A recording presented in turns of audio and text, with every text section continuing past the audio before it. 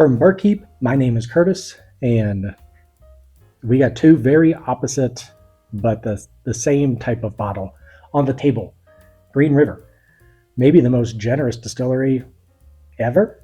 I don't know. They keep sending me bottles. I'm like, I'm not that big, but please, whatever I need to do at this point. Then you got a shelfer. Believe it or not, I have never reviewed this. It came out late last year, had some Booker's of the Year series, had the Elijah Craig Barrel Proof of the Year. Never fit in. I was like, it's a shelfer. I'll get to it. Never got to it until now.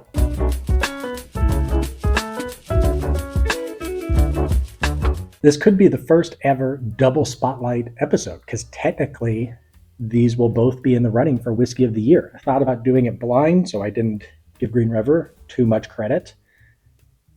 And this was going to be an honest one, apparently. And I was like, well, if I'm going to score them both, I might as well at least know what I'm working with. So let's talk about them. The Jack Daniel's Toasted. This came out last year. There are 1,000 reviews. $70. This is going to be the typical Jack Daniel's mash bill. Flash that up because I can't remember numbers. And it's going to be toasted. Did extremely well for a lot of channels, so I'm pretty excited to finally get to it. Green River, on the other hand, this one causing a bit of a stir. Like I said, I was on the fence. Do I want to do this one? This is a distillery only one. So out in Owensboro, no, didn't drive out there. But graciously, FedEx just handled it down like a baby, or like Pat Mahomes gets tackled. These guys are kind of going the holiday route at this point. Holiday, if you don't know, shout out Weston, Missouri. But they have their H&K's Cave collection. Haven't even drank yet. Dang it. What they're putting out is tiny little bottles. Let's see. Oh, wait. Here's one in here. I'm going to fast forward this. Yeah, stretch. This guy. Little medicine bottle. Oh, that you can't see that at all. This was on a house call Wednesday. It was good.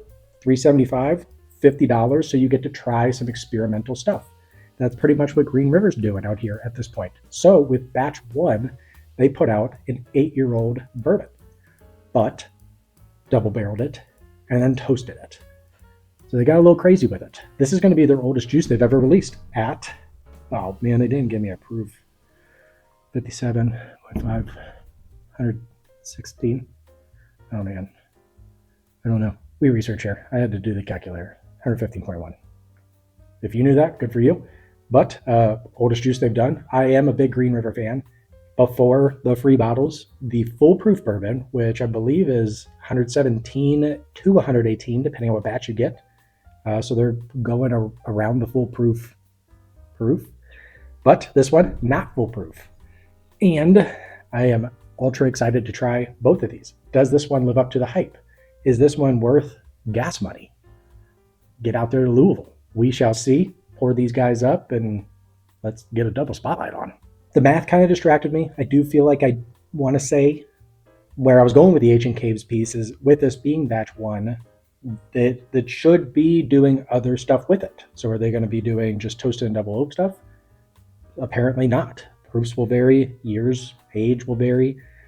So pretty excited to see what they do, and still excited to see what holidays bumping out in the Ancient Caves. But with this being batch 1, pretty pumped to experience it. So thank you to Green River, but you will have to wait. We are going to start off with the Shelfer, the one that has been reviewed 1,000 times. Also one I was like, do I put it on the channel? Because it's already been done. Here we are. We'll see. Are either of these clickable? But ultimately, Jack Daniel's, $70 for an actual $7.50 and $50 for a $3.75. So quick math. The $7.50 would be $100. So take that for what it is. We're going to start here on the nose. Man, I love Jack. You know, you're in college, you're like, old number 7. This is the height. And then you get to the real stuff. It's great. It's deep. It's rich. Has that almost burnt marshmallow to it. Little brown sugar. Vanilla. Not picking up a ton of banana. Always curious how much of the banana comes out. This one, at least on the toasted series, seems to be a little hidden. Not horribly upset at it. This one, I believe, is at least 7 years, so pretty close in age. These can get up to 8, I believe. Let's see. Bottling date. Oh, entry. Yep, 17, 25. So we got an 8-year-old fight over here. The longer you kind of sit with it, the more just luxurious this thing gets. But that deep brown sugar is still in there. That vanilla kind of ramps up to more of like a maybe vanilla extract. And I'm gonna go like a nice pastry, like a coffee cake. Got this good cinnamon and the crumble. I love the crumble. They never put on enough, but let's get on the palate, see what the hype is about. Oh, man. Yes, please. Ooh. First sip. That's a good chest hug. Good Kentucky, Tennessee, American hug. That's delightful. Great sweetness on it. That kind of burnt marshmallow still pulls through, almost like vanilla, and then you had a marshmallow in it, if you will. A little bit more molasses. I do feel like the palate goes a little deeper, darker richness to it. But man, it hangs around a good bit. Here for it. Nice leather on the finish as it just kind of hangs there. Good kind of barrel influence on there to where I'm sure it's the toasted piece of it, or just Jack and their wizardry when it comes to how they input so much oak influence into their whiskey. But a great amount of oak coming out, sweet, approachable, great balance. Let's do sip 2. Bringing me down into a nice, fresh baked, stirred up, however you do it, toffee. It's great. It's great toffee, vanilla, leather, great baking spice in there, great influence all the way throughout. And that finish brings into still that leather, brown sugar. That's absolutely delicious. Good for you guys. All right. I got to do a palate cleanse because I'm actually drinking this guy. So I did say actually drinking. I feel like I should have said actually scoring, but here we are. That's going to be impossible to edit out. So, Green River. Cheers again on the nose. Whoa, that is so much sweeter. How influenced is it? We shall see. Man, that's great. That is fresh baked caramel, great Luxardo cherry. I don't think it goes into that bright red mess. Vanilla's great. There is I'm gonna go tobacco on it. There's like a nice earthiness, but well-rounded, and we still got our toasted marshmallow. Yes, I understand that is a typical tasting note of toasted whiskeys. Is it in my mind? Maybe, but there is a hyper sweetness to where this one smells less burnt. This one smells like you knew what to do. You had the tool, and you're just rotating it. And you got some guys on the corner that were like, dude, like this guy is like a Michelin star toasted marshmallow guy. Hyper sweet. As you swirl it, you get a little more maple syrup in there. Great toasted marshmallow. When I say great, I mean the perfect one. Black cherry, that tobacco. Let's get on the palate. It's a different animal, but boy, that is delicious. I do feel like, quick thoughts, this one may be a little more approachable, a little more spice actually as it's growing. Maybe that rye spice at the end. But this guy, going to be more approachable to the wider audience, whereas their deep richness, they have about the same finish. So kind of drinking overproof or drinking under, I don't know. But that is syrupy, viscous, oily goodness right there. That is that perfect marshmallow, graham cracker, that black cherry continues, sprinkle on some brown sugar. Sweet mercy. Let's go sip 2. Gotta have myself. Yes, love that. This one actually transports me to the campsite where you are still toasting marshmallow. You don't have Jack and Jim behind you whispering compliments, but they're kind of backhanded, but you're still proud of them. This one takes you to the campsite, full s'mores, great chocolate, marshmallow, very ramped up, graham cracker, little nuttiness with like maybe like a nice toasted pecan in there. Still kind of rounded out with like this nice tobacco and great oak presence. But that s'mores, you're like sitting next to your kid and they finally ask you a great question. or they show empathy for the first time in their life to someone. And you're like, I'm doing something right. That feeling that floods over you is where this at least transports you to. On the finish, still this rich goodness, some like cola coming out, still this great oak and brown sugars and caramels, but you are rocking the fresh, like the organic brown sugar and the fresh baked caramel.